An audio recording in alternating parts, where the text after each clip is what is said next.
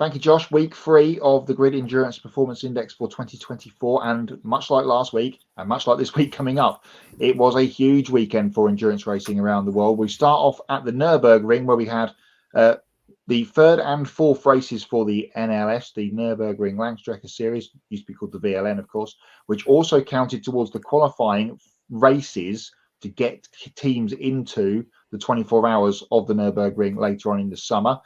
Porsche dominated again. Tim Heinemann and Sven Muller winning on Saturday. There was 2 4-hour races over the weekend. They were the winners overall on Saturday and in the pro category. Hubert Haupt, Dennis Fetzer and Josef Alvega winning in Pro-Am. The week before, of course, Haupt and Fetzer were winners in the races as well. So that was 3 in a row for all that combination. On Sunday, Nico Menzel and Martin Raginger were winners in the pro category. And in a changed lineup in that same team at Haupt Racing, Hubert Haupt stepped out. He was replaced by Ralph Aron, and Aron, Alvega and Fetzer continued that run to win the race on the Sunday.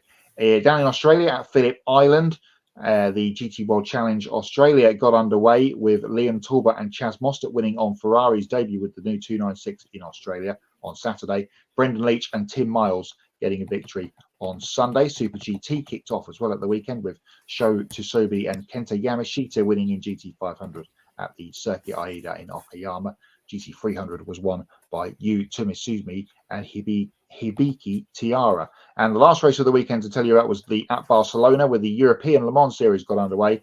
Lorenzo Flusha, Malfi Jakobsen and Mitomo getting the win, Miata, getting the win in LMP2. In the LMP2 Pro-Am category, Francois Perrodo, Matt Chirvac-Sivier and Alessio Rivera were the winners. LMP3 was won by Julien Gerbi, Benoito Pinheirino and Guillaume Henrion. And in GT3, the Lawson brothers, Johnny and Conrad, joined by Nicholas Nielsen, were winners for Ferrari. There is the standings for week 10, as you've been seeing on the screen. Lawrence Vanfour continues his lead over his Porsche teammate Matt Campbell and his Porsche teammate Kevin Estre. And then there's some more Porsche drivers there with Archie Guven and Tim Heinemann as well. So it is a Porsche fest towards the top end of the Grid EPI. Another busy weekend to come this weekend. We've mentioned Long Beach for IndyCar. Of course, there is the IMSA race on the Saturday afternoon. We've just had the 2 longest races of the year for IMSA, and now we've got the shortest at 100 minutes for the GTP and GTD categories. World Endurance Championship gets its second round at the weekend. They are at Imola for the 6 hours.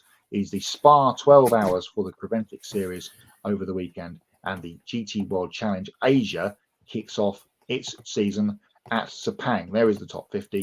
Plenty of changes again this week, and plenty of changes to come this coming week with all those championships and races going on. We'll bring you all of those races and scorers and winners.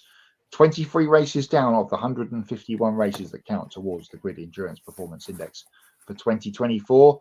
Plenty to come this week, and we'll, as I say, bring you the winners and results and an updated score on the show next week.